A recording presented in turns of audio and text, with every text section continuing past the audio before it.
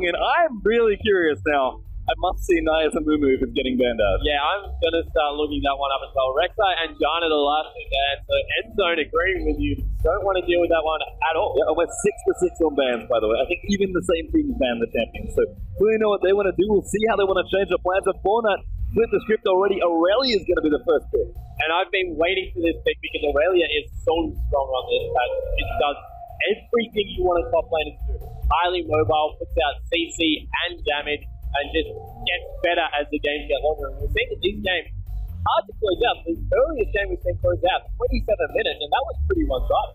Yeah, and looks like we're going to get considerations now for Endzone as well. Flipping through a few champions, but I do like your point about Aurelia. I think it's important to note that her power really hits in that mid-game like a lot of Trinity Force champions, and you're still good like him, but you're not a super damage. Like, you're just this really annoying, super sticky bruiser basically that sits on top of the enemy carry. She does exactly what Cassidy was doing that game and makes sure people use abilities on her. And then because of the tenacity that comes forward, it's not enough that's just able to shrug a lot of it off and just wreak havoc on the battlefield. Yeah, let's say it was Nami and Java there for Endzone as well, which I believe they also played both in the support and the jungle in their last game. So Endzone sticking to what they know here in this one, with Fortnite changing things up. And again, Fortnite very deliberate here with the way they want to make their picks. But they seem to like a big, heavy team fight sort of style team comp, sorry. And I looks like they might be going for something like that again. Yeah, and Wukong actually getting covered here. Has a good time in the new jungle. If you pick up his W as your second ability, stays reasonably healthy with that one. And Moya, once again, going to be locking in an Orianna, it looks like. So going for a wombo once again. Yeah, I mean, I think Fortnite maybe just understand their strengths. Want to be like, well, we didn't lose that game because we didn't play well. We didn't have a good ticking comp, I think is the biggest thing. Their draft was fine, and they played it really well. Just maybe to tighten things up a little bit, as Wukong is going to be joining there in for a different sort of one-born. Wukong is pretty good when it comes to hard engage. Maybe that's what Fortnite feel like they're missing. Yeah, exactly. And Wukong is pretty much AD move. So if you look at what his kit is, he flies in there with his E, dots everyone up with his ultimate, and couple that with an Orianna to get him in there when he's stealth even quicker, and chuck that ball in, all the big wombo combos. It looks like they will be out there with an exciting thing. Not to mention the Orianna-Aurelia synergy, which is so fun to watch. They throw a Morgana in here, Aurelia is not going to be stealth. Yeah, I want to see what comes out here for Endzone as well. Have 2 of the 5 champions they played in their last game already, but their solo laners made a really big impact in that game, both having Zed and that Cassian. I want to see if they want to change that up at all, and that would be a difference if it happened. Wouldn't be too surprised to see First Play go back to the core that is covering as well, but we'll give Endzone a little bit more time to make their picks. They've got a couple seconds left, and I believe we have a Crocodile in the top lane. Yeah, Renekton, the old school counter to Aurelia coming out, gives her a hard time, and up until about level 5 when Aurelia starts taking over. The problem with Renekton is split pushes with killing creeps, whereas Aurelia specializes essentially as the 2 power cycles we spoke about, killing champions. So they do different things on the map, and whilst Aurelia becomes a late game threat, Renekton kind of falls off extremely heavily. Yeah, and it's just one of those things where maybe Endzone want to be like, we don't really want another 48-minute game. Let's just chill out, play a bit more aggressively here. And that's a big change actually for Endzone, given that they have 3 of the champions they played in the last game. To have Renekton and be like, I want to win this top lane and pressure early around that dragon, around the map is a big difference here. Yeah, and puts a lot of emphasis on the thresh here. Zelda hovering on one more time, Ezreal the other hover. But I honestly feel that Morgana is just a better team fight comp. If 4 Dot are going for team fight, which it looks like they are with the Ezreal locked in, Morgana cannot be understated with how potent she is, particularly when there's no magic damage to break the bubble on the other side, apart from the corner. Yeah, and the Wukong there as well. We do have the bottom lane finished up there for Fortnite, completing their draft with Ezreal plus their Thresh. Another big pick here for Endzone. They played Zed in the last game here against them, and they'll be a fine matchup. That's when he played just in the game 1 here, but with the Renekton, I feel like Endzone are going to be picking something differently, and that's a big difference if he picks it here. Syndra not only fantastic against Orianna, but just much more aggressive, which seems like what Endzone want to be doing here. Yeah, it certainly is locked in straight away. Rex going to be taking that into the mid lane.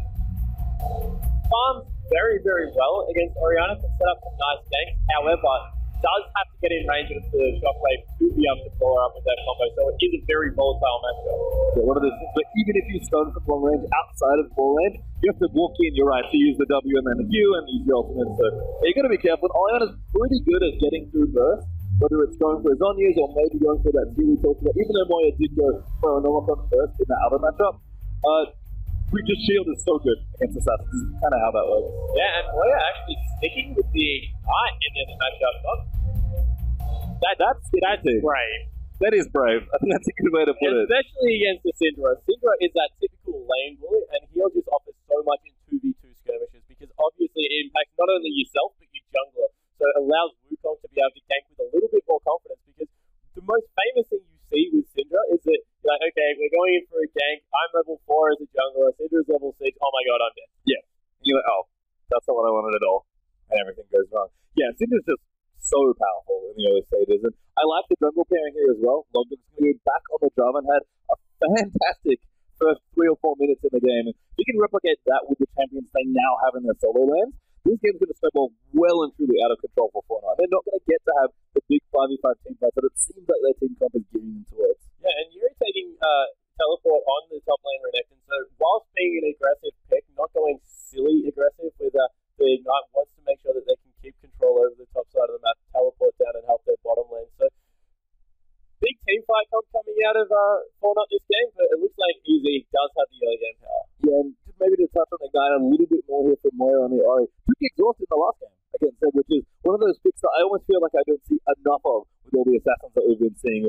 Ignite, I think, just says to me that Moira feels confident in this matchup and just wants to be like, you know what, Syndra's great, it does counter me in some respects, but I'm ready to fight you 1v1 in our lane. Yeah, certainly that's what it looks like, and maybe it's just because it doesn't like healers as summoner spell, and exhaust is completely useless against Syndra because she gets her combo down that quickly that unless you have cat-like reflexes, most of the time you exhaust too late. Maybe take barrier as well, like maybe slightly better against Ignite, which you're typically going to see out from Syndra, but good stuff all around. And for me, Endzone have picked something very different here. They've got their strong cores. We do kick into the Rift here for our second game. Easier up 1-0 here in this best of 3. If they take this one, Fortnite are going to drop down into the lower bracket here, and Endzone are going to continue in this upper bracket. So we'll have to see what happens, but again, continuing with the same core that served them so well in game 1. We've got the very strong and aggressive, pressure-oriented bottom lane here with the Corki Nami. Jarvan as well, great utility, plus a good aggressive jungler, but they've really swapped up these solo lanes with an aggressive Renekton and an aggressive mid laner in Syndra. Yeah, they certainly have it. It looks like the pick comp is just really strong here. Nami Bubble, of course, one of the best CCs as it levels up, coming through, as well as a follow-up, possible from the tidal wave, and Syndra are going to be able to get in there. Lots of burst damage coming out, particularly early on. And it looks like both teams are just content to farm out at level 1. No, nothing fancy going on here. Yeah, I mean, you do want to defend your jungle, but it's kind of risky to invade it, even though the reward is probably quite a bit better if you do manage to get a buff steal. Even just taking away some of the big minions like one of the Krogs or the Grump if you get, or the Wolf or the Grump if you're going to go really deep on the top side of the jungle. So we'll see what happens here.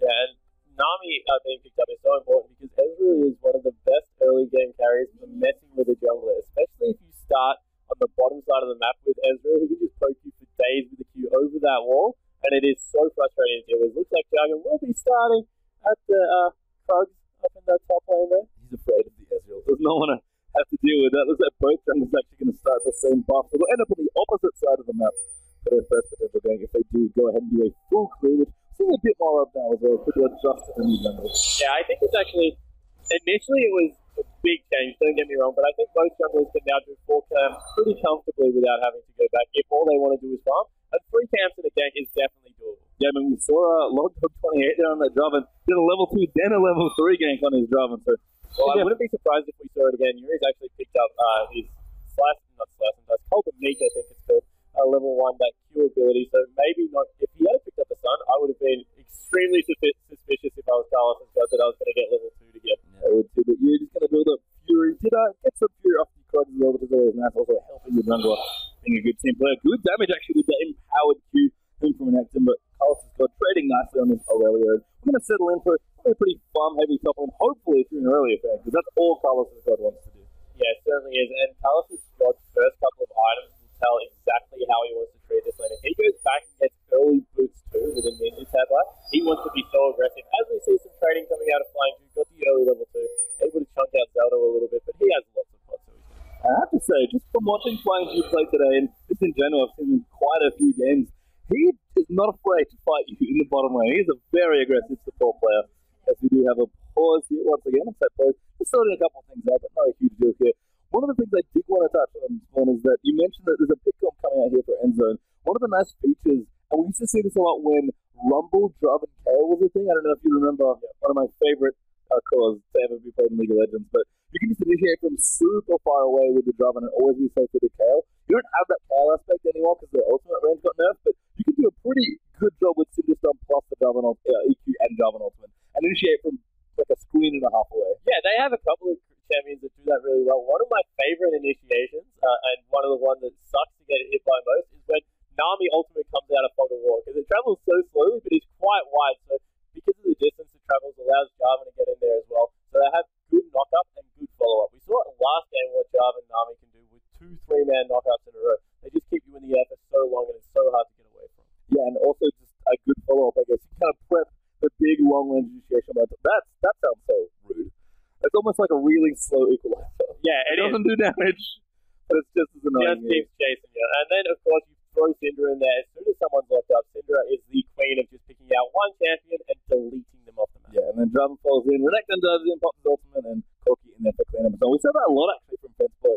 His team really set him up nicely in a lot of the team fights just by doing lots of bursts, making sure everyone's kind of grouped up, and then Fensboy was just like, no one's attacking me, I'm just going to go in, and just blew all of his buttons as Corki, which, as we noted, does a lot of damage even in the late game. You just have to be able to use Corki's short range. Yeah, and the great thing about the composition coming out of Endzone is that Fensboy doesn't have to worry about armor pen for a long time in this game because he's got Renekton, who with the empowered slice and dice strips armor away, as well as the Jarvan Q coming through. So he's going to be doing close to true damage with that Gatling gun on top of it. So a lot of armor shred coming through without any items at this point. Put a Black Cleaver on someone like Renekton, and all of a sudden they've got a lot of potential armor shred without even picking up a last whisper. That's cool, actually. Maybe would make Corki switch boots, but that's probably a little too much. I think Silk Shoots are just too strong in the early and medium where you want to be getting things going with Corki. But for that comp as well, basically running back the comp they played in game 1, just a couple of touches here and there. Ezreal a bit safer, a bit more mobile, and Wukong probably a bit harder of an initiation there in terms of AoE comboing. Yeah, it certainly is, and maybe a little bit easier to pull off with the Orianna, of course, you can just stealth up and get in there. As we are back into the game, however, farming up on the top lane, Yuri getting aggressive, and you can see Aurelia in the early levels just not having any fun at all as Yuri bullies her out there, but plenty of potions here. No flask here, but I do like a very safe clock armor here from Aurelia. So Carlos Scott knows what's happening here in this matchup, and Yuri knows what he wants to do as well. So lots of back and forth there in the top. Connected up a couple of CS here. Nice, going to sneak in actually for a gank. Slow they coming out, doesn't quite have enough for the stun, and that will give away that gank. Renekton will chomp a pot, and Naya's first gank will go amiss. Yeah, and also he took a lot of minion damage there, so forced to pop his mana potion as well as an extra healing potion. So he's really completely out here, and with the pressure of the continual push coming through from Renekton, it's so hard to pick your teleport moment. And I think that's the other thing that's sort of a bit more subtle maybe about how good Renekton is at being offensive in the lane. Not only is he just a very strong spellcaster sort of melee champion where he can do a lot of damage to you early on and bully you in the early levels, his fights best in big creep waves. So he pushes in your lane as well. You're just like, I don't want to do any of this. If I walk forward, I take damage. I walk back, my car and start taking damage. He really pressures you into bad situations early on. Yeah, and if he dives into your creep wave, that Q just gives you so much health back. You're like, yeah, we're killing him, particularly because Ignite's not going to be taken anywhere near the top side of the map at the moment. He just gets so much back, able to sustain through anything. Yeah, and Renekton has seen a bit of a resurgence internationally as well, so nice to see him here in this particular game. Again, another fight coming through. Carlos has got actually maybe going to get the better end of this one, popping that heat down. This is what you were talking about, Spawn. Just getting ahead. Carlos has to back off as Yuri popped that Q there. And very, very precarious here in this particular top lane. But Carlos has a meeting wave advantage, likely going to go back and shop safely if he wants to. Yeah, that's so important because that gives him a free back straight away. Sorry. Just doubling over that website. Able to get this wave shoved in and going to be able to recall and not lose anything for it against Renekton as an Aurelia is a huge plus. And he did that by reversing the wave. He didn't let it hit his turret. And of course, that was so important. Yeah, and you can just see the problems that Yuri has. All these minions crashing in. Plenty of health for Aurelia with Heatenstar helping out. And no Q for Yuri makes it so difficult to fight in the creep wave, the enemy creep wave where he wants to be. There we go. Going to crack up some health back as well. We'll last it quite nice here under this turret. But again, I mean, top one's one of those lanes that has a lot of little nuances, I feel like. It's kind of cool to see. Very old school matchup play out. Yeah, and the matchup that we need to take a look at right now is the mid lane. Out of nowhere, 43-24. Syndra having her way with Moira at the moment. And looks like was forced into an early back and not even able to pick up the chalice early. So that's really bad news coming out of the mid lane. Oriana. You can see it now with that CS deficit and the fact that Moy is just kind of struggling here. And that Ignite is going to do 0 favors when level 6s roll around here. So we'll see if Oriana maybe regrets that decision, but he's going to go for that Sharpen into the Athene's Unholy Grail just to make things good. And that item is just not nearly as good as it used to be. Wow, super aggressive back coming out of Talos, who's got in the top lane, has picked up double Duran Blades. I like it. This is I feel like there are two schools of Aurelia when you see a lot of players play it. It's either build armor, get a crystalline flask, hang out. Maybe build a sheen if you get ahead, but build your faith, play really safe, and just let your farm and your levels take over the lane for you. Carlos has got saying, nah, I'm going to fight you. Double Duran's play, we're going to do plenty of Q damage, really want to stick to you and be able to fight you. And Fury just kind of hangs out and stays put here, depending on what he gets as well with his first back that he's going to go through. Might work up to one. It's going to delay Aurelia's 54-star spike by just a little bit. Yeah, it certainly is. And Aurelia, once again, pulling the creep back off the turret. We don't see the finesse of top lane as much as we used to, just because of how important it is to push waves and get map control from your top laner at the moment. But Aurelia, always one of the best champions to freeze the lane on your side of the map. She sets up ganks terrifically. His high mobile is really tough to dive with that equilibrium strike, so just has the wave exactly where he wants it. Wow, and an even more aggressive top back coming out of Fury up there has picked up a Torrent Blade himself as well as the pickaxe. You can see that Carl with the Fury ready to go as well. Carl took a lot of damage from that Renekton, and I like this team. A great first item here for Renekton. It says, you know what, you're going to go 2 Duran Blades, I'm going to go 2 Duran Blades and a pickaxe here, so you're going to get back control here. Maybe Carl's like, I regret my decision buying this 2 Duran Blades. We'll see what happens here. Mid lane's continuing on double Durans and a Fiendish Codex there for Rex, so doing nicely in this lane, 15 CS ahead of that Oriana as well. And down the bottom, Cork with a bit of an early sort of what you expect in this particular matchup.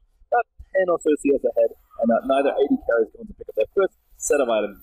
Nice, good coming through there. A lot of damage going on to Fence. They're traded back onto the support, but it's always nice when they get the damage onto the AD carry, particularly in the early parts of the game. As it is, it's going to move through now. Seeing they're just kind of hanging out, CSing where he can. And we did quite talk about it actually in the draft, but Ezreal's seen a big resurgence just in play in general. Yeah, and Ezreal is a very, very versatile AD carry. We see him sometimes do that blue build still where he goes into a Mura mana as well as a Frozen Gauntlet, able to help his team with control around the map. But then we also see some really aggro builds that have the Trinity Force in there, still have the Mura mana for all that poke damage, but just has a much earlier power play. And you mentioned blue build here. That seems to be what C&J wants to go for. Is a very early dragon will be attempted now by EZ. He's going to come through blue buff. Syndra is going to help out a lot on the damage front here. And no wards anywhere for Fauna. Going to lose the first dragon at just over 9 minutes now. And a bit of a miss in warding there, despite being a very strong early vision game in game 1. So, not good news there to lose the dragon just so easily. Yeah, it definitely isn't. In 9 minutes, that's a relatively early dragon still. As we check out Carlos' god, we thought he might be aggressive. He's gone Brute 2. And unlike a lot of other champions, Brute 2 is one of the most aggressive items you can go on Aurelia because it keeps her in range for that heat and stuff. It's a big gold investment this early in the game with very low stats, but just looking to really try and dominate this lane, but he's starting to fall behind. Yeah, I mean, one of those things where it's a very safe build now as well. Aurelia is going to comfortably get through the rest of this lane unless she falls super far behind on CS or gold.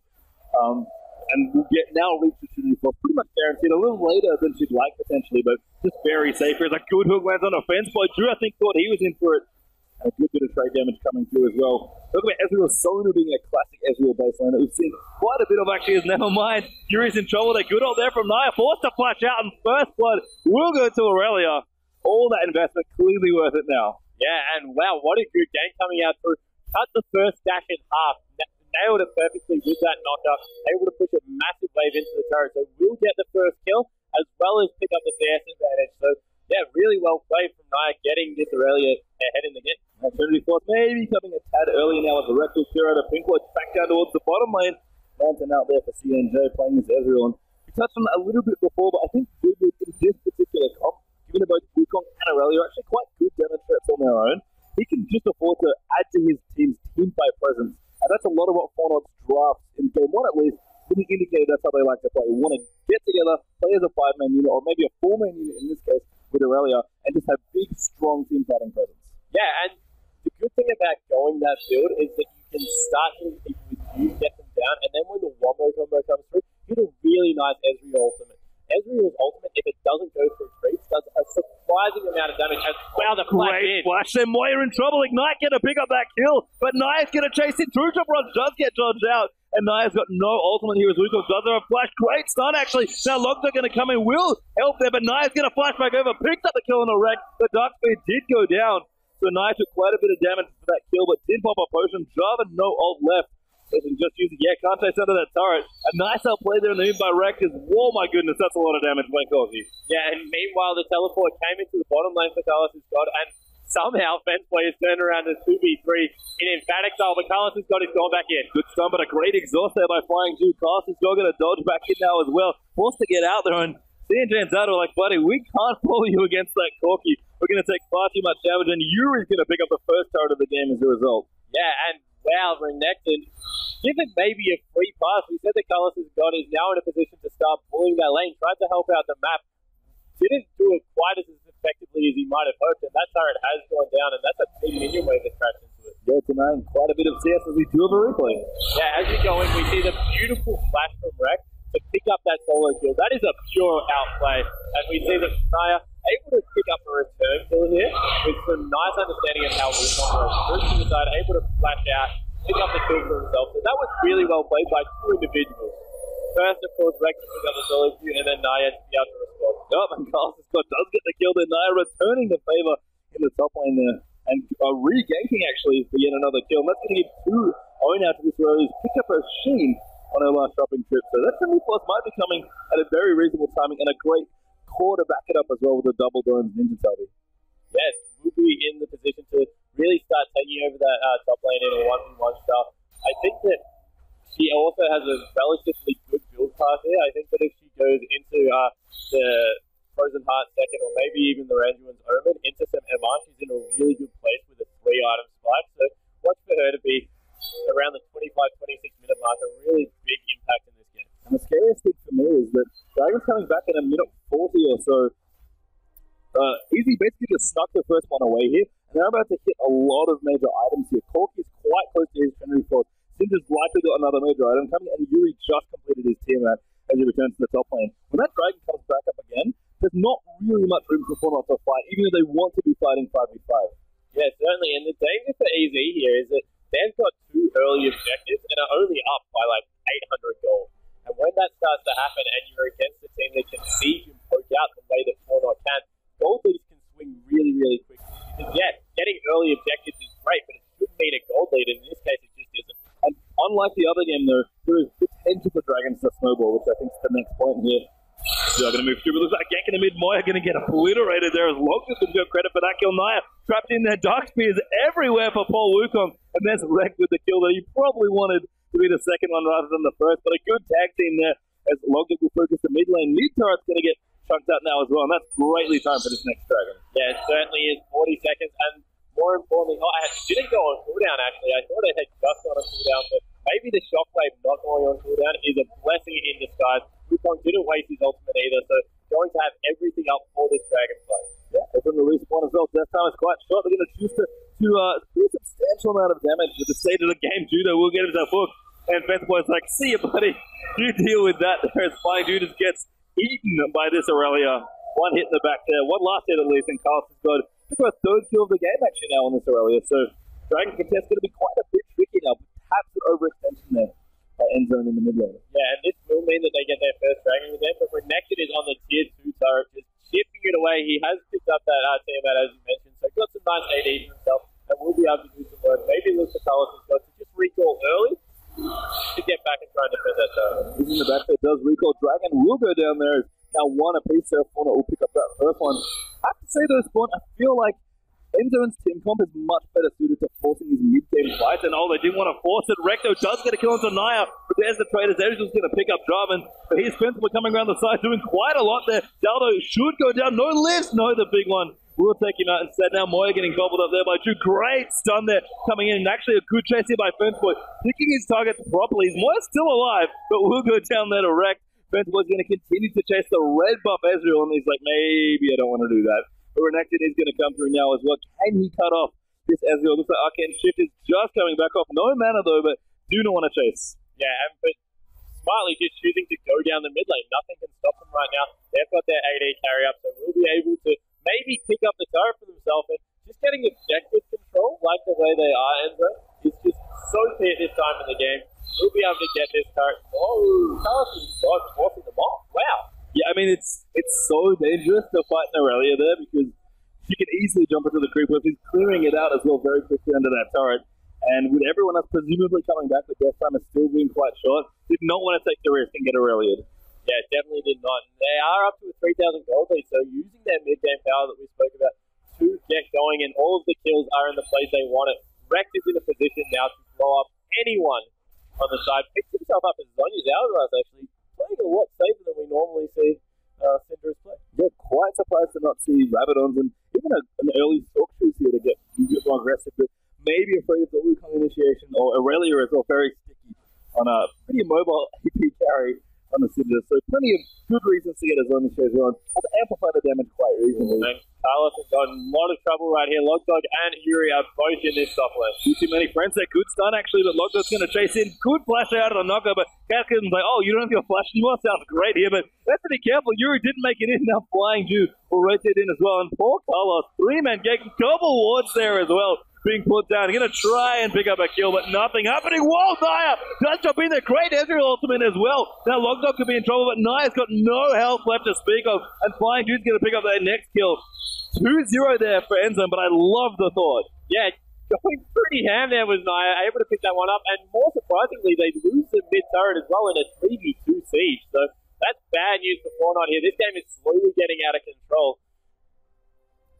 Yeah, the reason I didn't like Endzone pushing early on is because I felt like they could just force up a good team fight around that next dragon, the second dragon.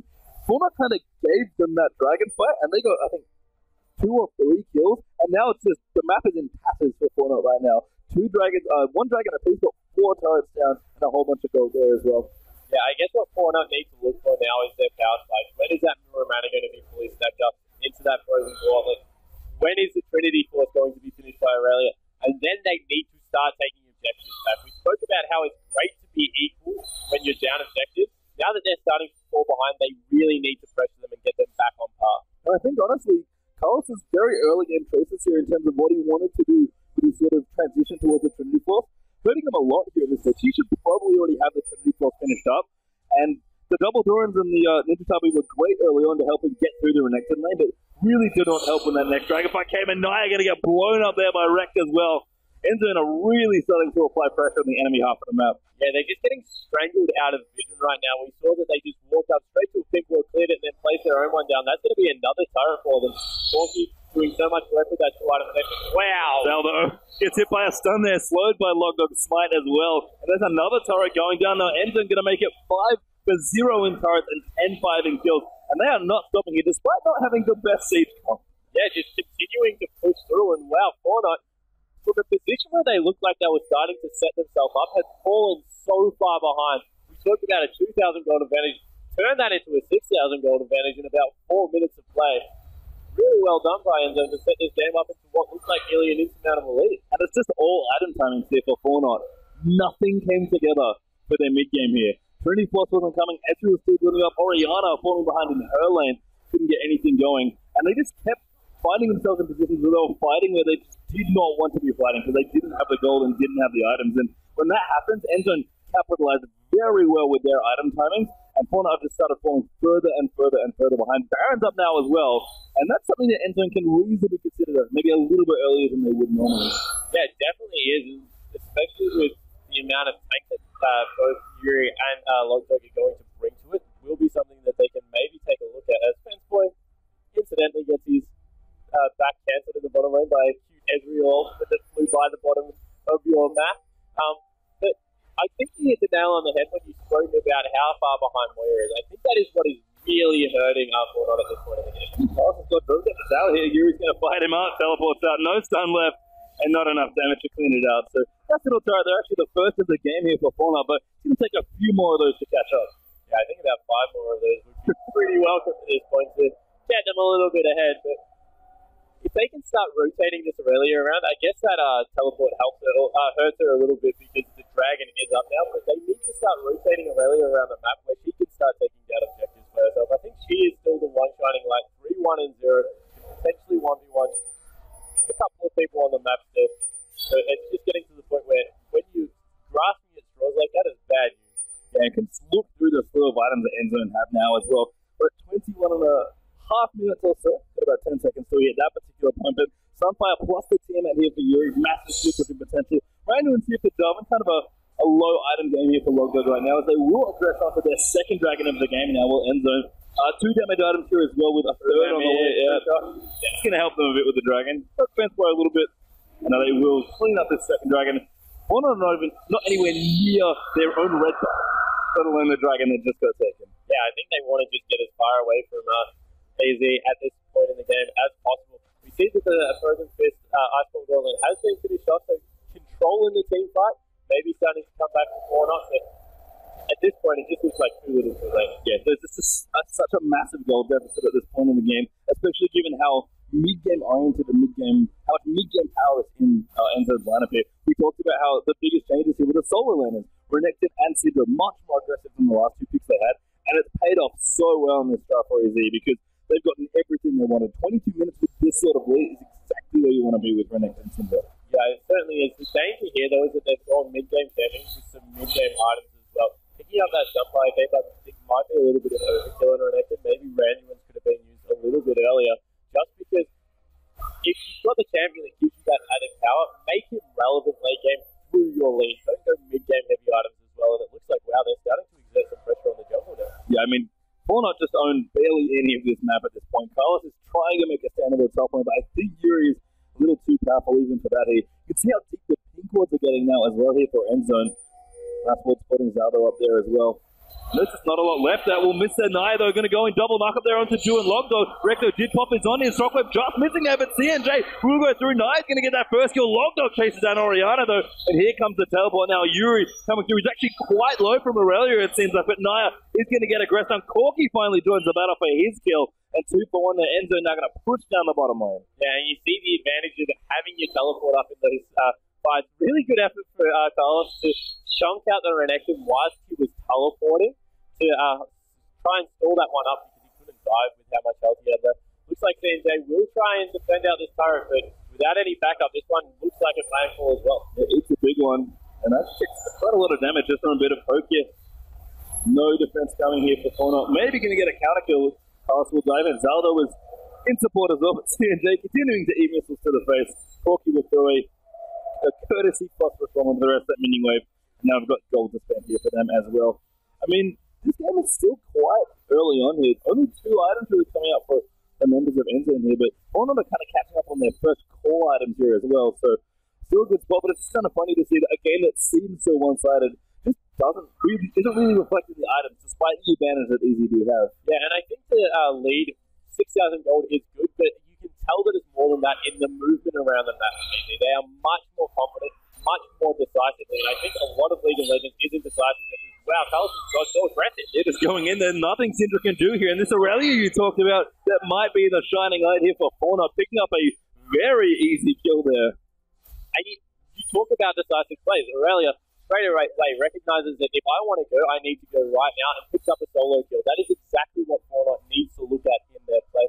How they can get control of the map is through making really, really clear calls and then just backing them through. We'll see that Randall just finished up for Java now as well. And I like this build actually. Quick void stuff coming up for Rex.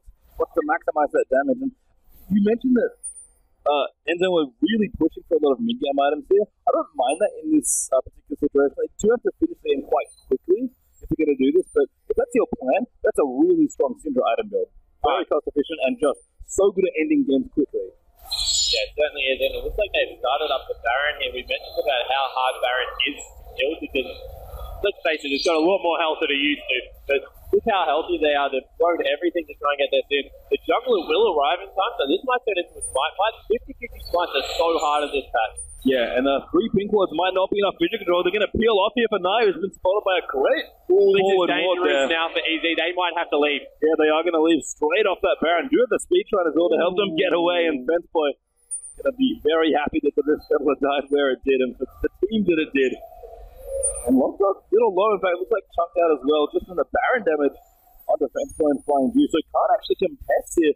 We're not going to continue moving through, clearing out almost all of the pink ports around that Baron. And a nice decisive play that did not work there for Endzone. Yeah, and Fortnite have really just blown a good opportunity there. They got the bottom turret. If they had just gone straight mid, they would have been able to pick the mid turret. Instead, they decided that they were going to have a split call. Some of them even started up the Baron there, and it really has cost them an objective. Although it looks like they've rotated nicely around the map to try and pick up the bottom lane now, but they're getting pincered in. Yeah, CNJ's good work here on the bottom turret. Might give them this second one as well, but Dogdog wants to go in. Fenceblade coming through, racked off to the side. That's a great spot to be. Tidalwave just going to knock him away. Good shockwave, the wreck going to get jumped on now. Pops his zombies, but I don't think it's enough. Naya going to dive in as well. And there's the kill for Carlos' God. Wukong will go down there to Jarvan, and CNJ is kiting back and forth, but Fenceblade has come in. Bubble actually did hit, I think, on the Ezreal, but they're forced to back off that turret anyway.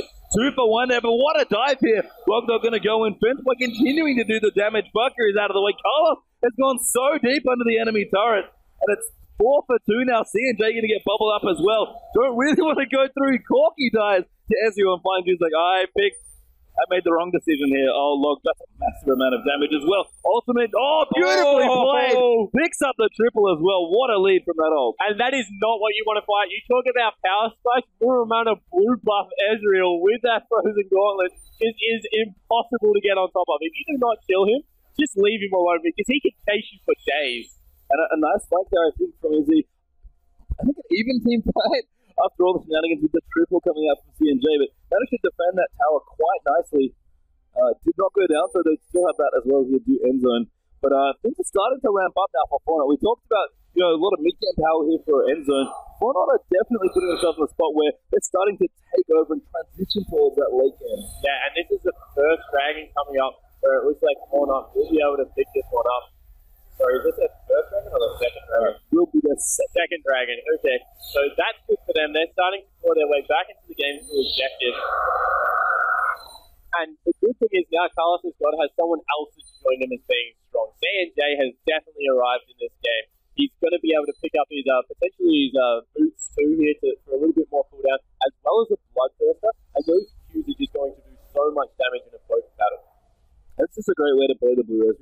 BT is such a great defensive AD carry item now, and when you're playing a champion like Blue Ezreal, a lot of your game plan is about poke and survivability, and Bloodthirster is those two traits to a T for an AD carry. Yeah, well, when we saw Blue Ezreal popularized, there was actually a variation of it that includes Ninja Saber, and wow, that is an Essence Reaver? Oh, Atlas is probably in a room somewhere high-fiving someone else. He loves that item. I don't know if he's supposed to, but he does. And yeah, Essence Reaver has come out now for CNJ. He's committing to the blue plan. Cooldown boots finished as well, by the way. Yeah, so cooldown boots and Essence Reaver. So looking for a really good CDR power spike. Confident that if he can fight, he doesn't need the defensive item. He's using his mobility as the defensive part of this build. Nice deco there from Naya. We'll dodge out the skill shots. And Fortnite looking to contest around this Baron. Moyer as well. Great arrival for that Rabbit on Death Deck. Couldn't have come at a better time given that Baron looks to be potentially the next objective to get contested. Only 2 items for Orianna is not super fun time for her at 30 minutes, but given how this game started for Orianna, and Syndra's still many CS ahead, this is a big spike now just on 2 items. Yeah, I'm surprised it actually didn't go for the Void Staff as the second item, just to get kind of that power spike through a lot of the MR that's coming out on the other team. But I do like the fact that they're committing to the long game. I said don't build mid-game, because if you've got mid-game champions, and they've really committed to that. They're like, okay, if we're going to win, we're not going to win it in the mid-game. So what are we going to do? We're going to stick to our late-game builds, because we know we have a better late-game comp. If we get to our late-game build and not delay it in any way, then we've got a good shot in this game still. Yeah, I think you just have to build Rabadons anyway. Like, you're so behind on Orianna that if you build anything else, you're just kind of saying that I'm going to continue to be irrelevant for maybe 5-10 more minutes. And they can't afford that at all. Can't afford not. And the other nice thing is that it continues to protect Ezreal, which is the reason that... Yeah, I was going to hit on that as well. Like, the good thing about Rabadons in this is that it lets Aurelia and Ezreal get bigger shields. Who cares about the damage? Just let those guys do the work. And the work they haven't done here. 055 and Moy will continue to fight on as CNJ's Essence Reaver Ezreal is 4-0-2 to go alongside the 5-2-1 Aurelia, and a scuffle here in the mid lane is maybe about to break out here. Endzone are forcing very aggressively with their champions, but Blue Ezreal, oh, look at him, starting to giggle now as well. And Carlos is posturing aggressively as well. I think the corner has been turned now for Fortnite. Look at Fence Boy dodging that Q. That would have done quite a lot of damage to that cock he had it hit, though. Yeah, looking to get in there is CNJ. I'm actually surprised that they've continued to give the blue buff to Oriana. I think in this situation, give it to CNJ, let him try and poke people down. Make Oriana save her mana to either wave clear or only use it when the fight starts. It's funny as well, because he does have an Essence River, so that almost feels like overkill, but he's just using so many abilities and so many Qs that I think you're right, Blue might be better served, especially at this particular stage on CNJ's Ezreal here.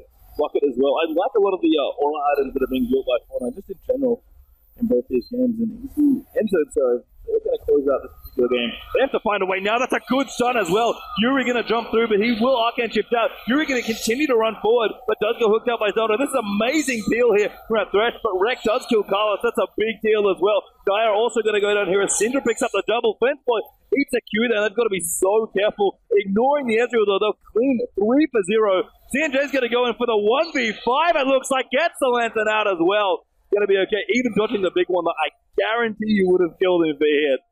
So that's still a 1-team fight there for Endzone. Exactly what they wanted. CNJ still going, though. Whoa. Can't quite find Flying G this time. Yeah, he is being as annoying as possible, trying to push the other team off objectives, try and pick up as much for his team as he can. But as the dust settles, 3 for 0, Endzone coming up with a big 1-team fight after we just hyped up the power spike that Fortnite has got themselves into. You know what, though?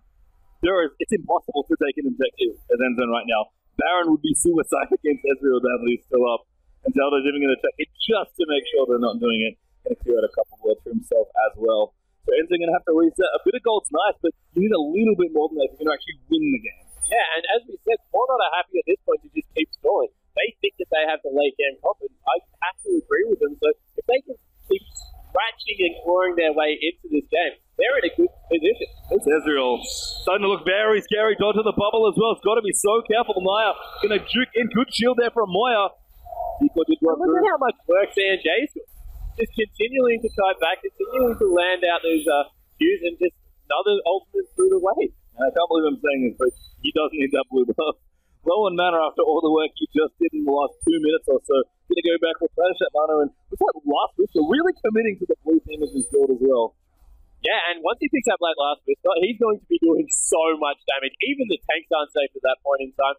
You throw something hyper-aggressive on this guy, maybe like a Blade of the Ruined King, for the ability to kite even further, and he's untouchable in team fights unless he gets blown up by Syndra. That just sounds like the most annoying thing in the entire world. A 6-item blue Ezreal, and CNJ really showing that he can do it here for this team. Aurelia sort of led the charge that got Fortnite to this point. We've got quite a balanced game here, despite the fact that Endzone are significantly ahead in gold here at 33 minutes. I think that's about 5,000 gold. My math is off, it's 7,000 actually. Never trust my math. But Fortnite going to continue to push here, and Endzone are running out of options with their mid-game champions. Yeah, and you can see that now that they've got to this point, they're being much more aggressive as a team. I like to watch Fortnite when they play this way. When they were playing very passively, they looked like they'd given up on the game, to be honest. But now that they're pushing forward with CNJ, looking to start fights on their terms, they just look so much more like the team that we saw last game. I think they will need to finish that last whisper to really get things going. And Moya does need a few more items as well. And also, you cannot eat any of the stunts here from Endzone. We talk about them basically having a pick up here in this game. You let someone get picked up, and even though with Oriana and the Ezreal, it's quite hard for either carry to get locked down. As long as you don't get picked up and you keep flying for a little bit longer, this game is firmly in Fortnite's hands. And they're actually going to force a team fight here by taking this dragon. Dragon is very squishy at this point in the game, and that's a very clean dragon. Number 3 as well, it looks like, for Fortnite. Going to make Slippery Ezreal even slipperier. Yeah, and now they're making Endzone respond to them around the map.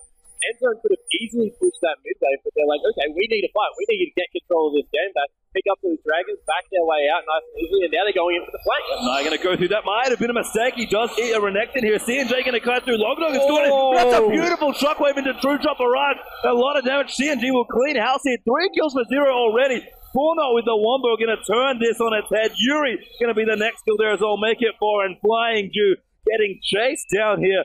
Probably can't get away from Carlos. That's a nasty. going to prove such a winner here. Flying G going to try and juke between the bushes, but Carlos should be able to clean this up very up. Going to make him work for it, but work he will. Oh my god, that heal. There's the ace completing for Aurelia as well. As we slew back in towards the mid lane, and Fauna are going to try and bust down the door now. Yeah, and minions are on the bottom turret as well. If they had headed there, don't know where Carlos is actually going. Yep, there you go, buddy. Head towards the bottom lane. They would have 3 turrets. They've closed the gold gap in that 1 minute of play by like 5,000 gold. And we talk about, high impact shockwaves. That was quite the high impact shockwave. They comboed beautifully with Ezreal's ultimate. We've talked about how much damage C&J is doing. Boy, is that a big burst of gold here for Moira. Actually, picking up an elixir here as well.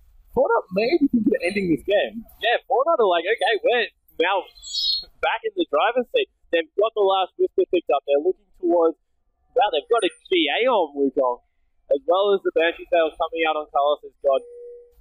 At this point in time, Syndra is the one shining light. I'm just looking over, and I do not want to say anything because this Syndra now picked up a death cap is so big. Yeah, they're actually going to come in as well. But the blue buff did go over to Moya, so still giving it to the Orianna. TJ will be denied that buff for now, but he'll pick up his red buff that seems back in the bottom right-hand corner there. Got to be careful. Dado caught out of position. Stun will land. First boy going to come through as well. And look at the damage from Corky. Doing a lot of work there. Looks like Lockjaw will dive in, but that forced the flash out there from Orianna. CNJ out of position and doing his own red. And let's give Endzone a power play now, 5v4.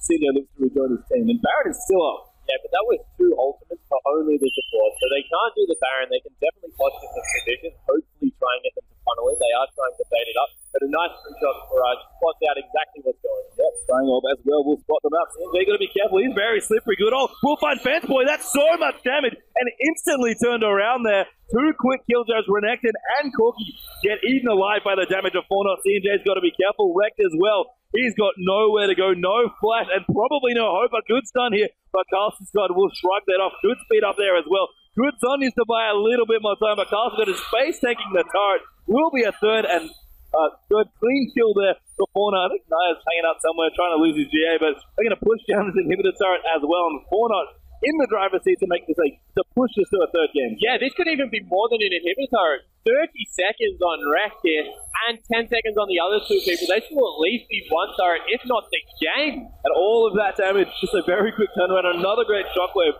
there for Moya. They're going to pick up 1 inhibitor turret to kick things off. Fortnite going to have to back off for now. Can't quite finish this game, but this is a winning position if there ever was one. Yeah, and you could not have put this better. Big game composition. We saw that EZ got ahead early, Endzone trying to do everything they can to close it off.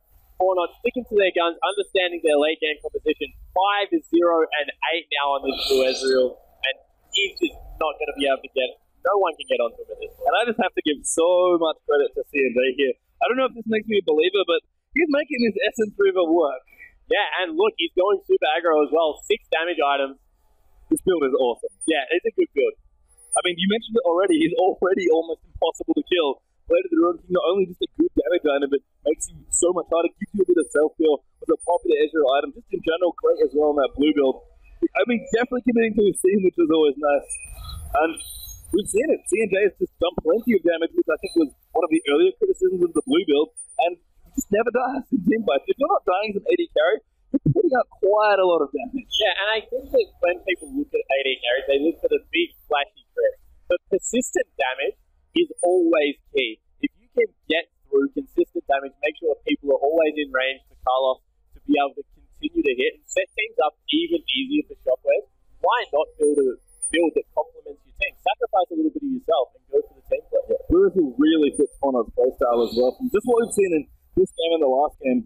And you mentioned that True Shot Barrage does do quite a lot of damage if you use it freely in a team, but it's been comboed very nicely by Fortnite's mid laner and AD carry. The other thing as well is that getting the Rising Spell Force attack speed steroid, you hit all 5 members of it, this really catapults Ezreal into super DPS levels.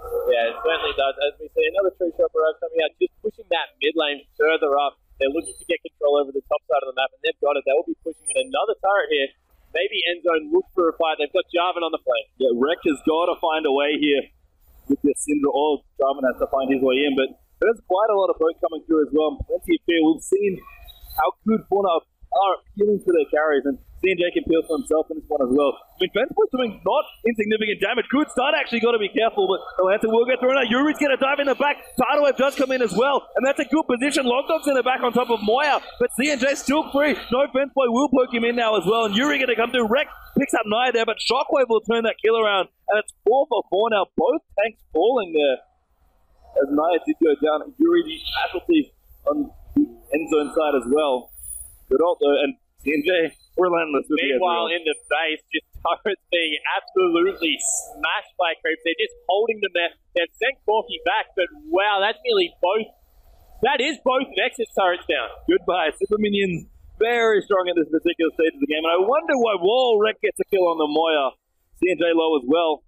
Logdog can go in if he wants. Wow, almost messed someone up there, but does click the lantern.